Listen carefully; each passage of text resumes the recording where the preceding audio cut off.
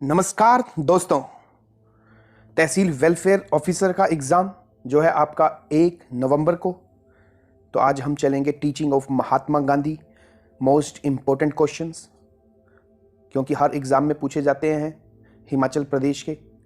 तो this is the main factor for the HP government exam. तो हम चलेंगे। तो मेरा नाम है संदीप और आप देख रहे हैं स्टडी दर्पण। तो आज का हमारा जो फर्स्ट क्वेश्चन है, Gandhi ji inspiration for civil disobedience came from the writing of, मतलब महात्मा गांधी जी ने जो सिविल डिसओबीडियंस की जो चीज़ जिससे सीखी, जिससे बहुत ज़्यादा इन्फ्लुएंस थे, वो कहाँ से सीखी या किससे सीखी। तो यहाँ पर अगर बात की जाए तो इसका जो ऑप्शन होगा वो आपके आगे 4 ऑप्शन है, हेनरी डेविड थॉरू। तो इसका जी हाँ फर्स्ट यही है आंसर। अब बात आती है ये थे कौन। देखिए ये अमेरिकन थे, ये USA से बिलोंग करते थे और इनकी जो बुक थी जो सिविल डिसओबीडियंस मूवमेंट के ऊपर थी वो पब्लिश हुई थी 1849 में। थोरू ने इसमें मेन जो आर्गू किया था और जो जिसके ऊपर लिखा था वो तो individual should not permit government to overrule और एट्रोफी देयर कंसाइंसेस। तो इन चीज़ों के ऊपर लिखी थी और महात्मा गांधी इनसे बहुत ज़्यादा इन्फ्लुएंस थे। तो जी हाँ, इससे दूसरा क्वेश्चन भी आता है कि ये हेनरी डेविड थोरू ये कहाँ से थे। तो आप बोल सकते हो ये USA से बिलोंग करते थे। तो महात्मा गांधी इनसे बहुत ज़्यादा इंस्पायर थे। 1849, जी हाँ 1869 में महात्मा गांधी पैदा हुए थे। तो बात की जाए देख लो 1849 के जन्म से भी पहले ये बुक पब्लिश हुई थी। अब चलते हैं आज के सेकेंड क्वेश्चन की ओर। After the Bardoli Satyagraha the title of Sardar to Vallabh Bhai Patel was given by. आप सभी को पता है ये गुजरात की बात है, बारदोली गुजरात में पड़ता है। वहां पर उन्होंने जो मूवमेंट के खिलाफ एकजुट होकर इसमें लीडरशिप का रोल प्ले किया, मेन लीड रोल प्ले किया। इसके अंदर सरदार का टाइटल मिला। लेकिन बात आती है सरदार का टाइटल किसने दिया। तो यहां पर बात आती है महात्मा गांधी। जी हाँ, option 3 is the right answer, Mahatma Gandhi.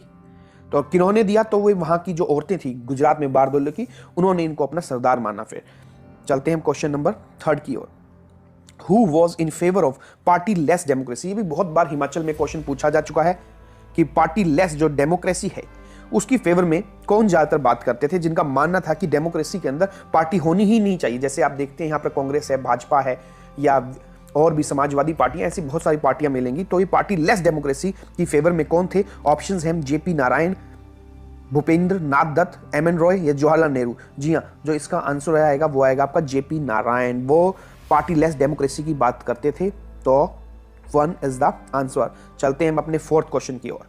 Gandhi ji consider khadi as a symbol of, जैसे आप सभी को पता है, यहां से मैं करंट अफेयर बताता हूं कि खादी का जो सबसे बड़ा मॉल है वो कहां पर एस्टैब्लिश हुआ अभी हाल ही में, और उसके एम्बेसडर कौन है। तो ये बिहार में हुआ है और उसके जो एम्बेसडर हैं वो है पंकज त्रिपाठी। ये पंकज त्रिपाठी कौन है, ये वही है जिसकी बहुत ही फेमस आ रही है अभी वेब सीरीज में, नाम भूल गया उस वेब सीरीज का। तो उसमें उन्होंने इंपॉर्टेंट रोल प्ले किया है। तो Khadi as a symbol of, तो इसका जो आंसर आएगा वो है इकोनॉमिक एंड इंडिपेंडेंस। जी हाँ, आत्मनिर्भरता, आर्थिक आत्मनिर्भरता की बात है। तो खादी इसी का सिंबल है। चलते हैं हम क्वेश्चन नंबर 5 की ओर। The transfer of government from the company to the crown was pronounced by lord Canning. 1 नवंबर 1858 की बात है। तो ये कहाँ की बात है, ये कहाँ पर हुआ। कंपनी से, जो ब्रिटिश ईस्ट इंडिया कंपनी से जो ट्रांसफर होके जो पावर है वो क्राउन के पास चली गई। तो अगर बात की जाए ये कहाँ की बात है, आपके आगे ऑप्शन है कलकत्ता, दिल्ली, पटना, इलाहाबाद। तो इसका आंसर आएगा आपका option number 4, Allahabad. Allahabad is the right answer. चलते हैं हम क्वेश्चन नंबर 6 की ओर। Who declared as his ultimate aim the wiping of every tear from every eye। जी हाँ, ये बहुत बार ये भी हिमाचल में पूछा गया क्वेश्चन है। तो मुझे उम्मीद है आप सभी को पता होगा। जिसको भी नहीं पता हो तो डोंट टेक एनी टेंशन, इसका आंसर आएगा option 2, Gandhi ji. Option 2 is the right answer. चलते हैं हम अपने क्वेश्चन नंबर 7 की ओर। Which scripture was called his mother by Gandhi ji. किसे अपनी मदर के रूप में वो मानते थे अगर बात की जाए तो आपके आगे 4 ऑप्शन है। ये भी बहुत बार पूछा गया है।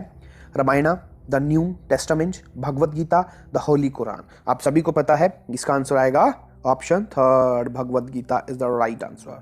तो भगवत गीता को वो अपनी मदर के रूप में मानते थे। काफ़ी अगर बात की जाए तो ये भगवत गीता है जिसके ऊपर रशिया ने भी बैन कर दिया गया था कुछ साल पहले, लेकिन बाद में इसको सुलझा लिया गया इस प्रॉब्लम को। चलते हैं हम क्वेश्चन नंबर 9 में।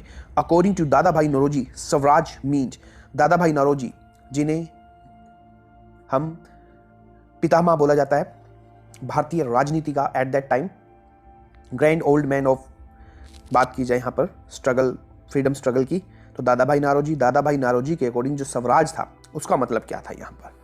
तो इसका जो आंसर आएगा वो आएगा आपका ऑप्शन 2, सेल्फ गवर्नमेंट। वो मानते थे भैया हमारे अकॉर्डिंग अगर गवर्नमेंट चल रही है, सेल्फ गवर्नमेंट है, तो इसी के अकॉर्डिंग वो इसको स्वराज मानते थे। चलते हैं हम क्वेश्चन नंबर 10 पे। Mahatma Gandhi was profoundly influenced by the writing of, जी हाँ, बहुत ही इंपॉर्टेंट क्वेश्चन कि महात्मा गांधी जी ने किससे बहुत ज्यादा इन्फ्लुएंस थे। तो आपके आगे ऑप्शन है Bernard Shaw, Karl Marx, Lenin और लियो टॉल्स्टॉय।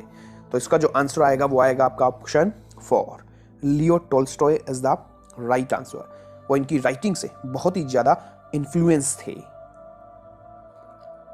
जी हाँ, अगर लियो टॉल्स्टॉय की हिस्ट्री बताई जाए, यहां से भी क्वेश्चन है लियो टॉल्स्टॉय कहां से बिलोंग करते थे। तो first of all I just telling you कि जो मोहनदास करमचंद गांधी, आपको पता होगा 1891 की बात की जाए जब बैरिस्टर बनकर लौटे थे, 1893 की यहां पर बात की जाए तो वो साउथ अफ्रीका जाएंगे, लेकिन ठीक उससे पहले की अगर बात की जाए, ये बात है जब वो साउथ अफ्रीका में जाएंगे 1893 में, तो वहां पर उनको, आपको पता होगा कि जो रेशियल डिस्क्रिमिनेशन है वो काफी सहना पड़ा था। It was then that of the begin that develop his satyagraha philosophy. वहीं पर उन्होंने अपनी सत्याग्रह फिलोसफी को डेवलप किया, जो कि खास पर नॉन वायलेंस के ऊपर फोकस थी। थ्रू अगर यहां पर बात की जाए रशियन ऑथर की, लियो टॉल्स्टॉय, जी हाँ, रशियन ऑथर हैं, तो काफी इन्फ्लुएंस्ड हुए महात्मा गांधी इनसे, और अपनी लास्ट जो साउथ अफ्रीका में लास्ट डेज की बात है, last year of his life, became Gandhiji's mentor on non violence by directly influencing Mahatma Gandhi was this idea through his work the kingdom of God is within you. Tolstoy has had a huge influence on the non-violent resistance movement to this day।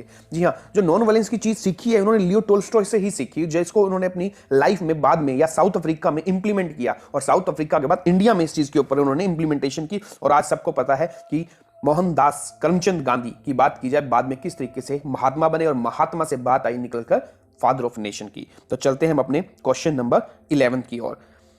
Gandhi ji oppose the communal award because he thought this would bring, तो यहां पर बात आएगी तो इसमें आपके 4 option है।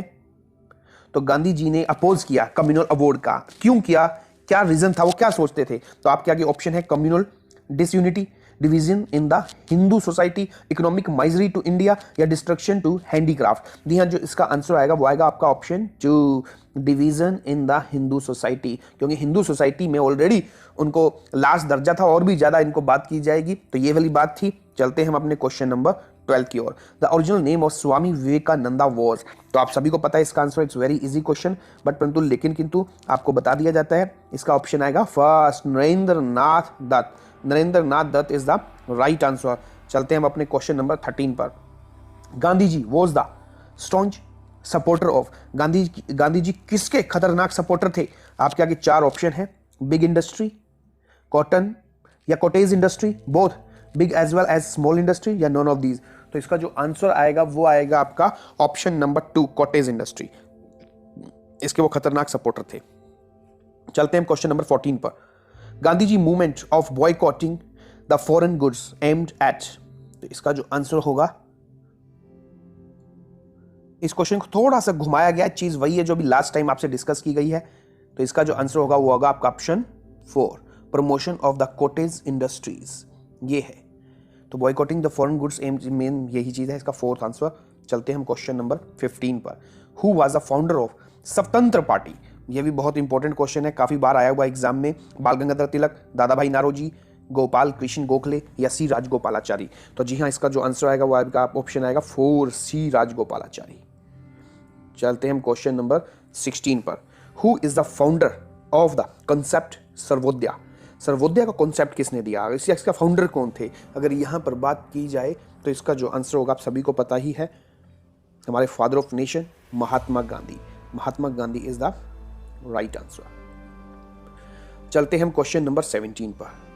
Where was चैंको brocade developed, ये आर्ट एंड कल्चर से भी रिलेटेड है और उसके टाइम की बात है। तो कहां पर हमें ये चीज डेवलप होती हुई दिखी? जी हाँ, हमें कहां पर ये डेवलप होती हुई दिखी? तो इसका आंसर आएगा ऑप्शन फर्स्ट, बनारस। अब आप बोलोगे सही, टैंको ब्रोकेड है क्या?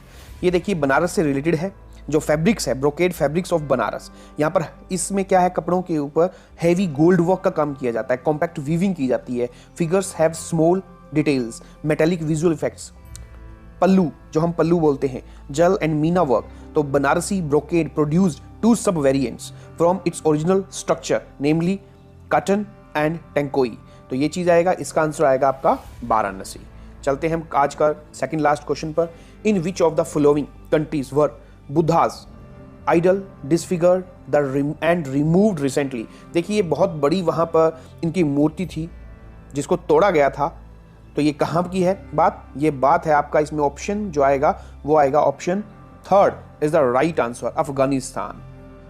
तो चलते हैं हम क्वेश्चन नंबर 19 की ओर। Who propounded the Panchsheel principles. तो ये पंचशील प्रिंसिपल्स की यहां पर बात की जाए तो ये किसकी देन है, तो ये देन है ऑप्शन नंबर, यहां पर बात की जाए, जी हां यहां पर बात की जाए तो इसका आंसर आएगा पंडित जवाहरलाल नेहरू। ये था क्या, पंचशील सिद्धांतों की बात की जाए। देखिए ये जवाहरलाल नेहरू ने यहां पर बात की जाए, first formal codification in the treaty form was in an agreement between China और इंडिया। ये भारत और चाइना के बीच में 1954 में हुआ था। ये पंचशील सिद्धांतों के नाम से इन्हें जाना जाता है और बीजिंग में इसके ऊपर सिग्नेचर हुए थे। तो ये चीज थी आज की। चलते हैं हम मेन क्वेश्चंस की ओर।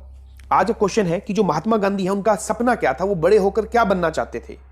तो आपको पता ही होगा, मैक्सिमम इसके अंदर आंसर लगाएंगे कि सर वो एडवोकेट बनना चाहते थे, बट परंतु लेकिन किंतु this is the wrong answer. देखिए एडवोकेट वो इसलिए बने क्योंकि उनके फादर चाहते थे। आज की डेट में भी इंडिया में, खासकर नॉर्थ ईस्टर्न इंडिया के अंदर मैक्सिमम पेरेंट्स ही डिसाइड करते हैं कि हमारा लड़का क्या बनेगा। ठीक वैसे ही वहां पर महात्मा गांधी की फैमिली में भी उनके फादर ने इसे डिसाइड की, बट परंतु लेकिन किंतु वो बड़े होकर एक वकील नहीं, वो एक डॉक्टर बनना चाहते थे, लेकिन बने वकील, आप सभी को पता है। तो ये चीज था। ये बहुत बार अगर क्वेश्चन आ जाता है तो आप गलती नहीं होगी, बड़े हो गए क्या बनना चाहते थे यार, उनका मेन ड्रीम क्या था, वो मेन करियर में किस प्रोफेशन को ज्वाइन करना चाहते। तो इसका आंसर आएगा आपका डॉक्टर। तो आपको ये वीडियो कैसा लगा तो जरूर कमेंट कीजिए, अच्छा लगा तो लाइक कीजिए, शेयर कीजिए। मिलते हैं अपने नेक्स्ट वीडियो में, तब तक के लिए गुड बाय।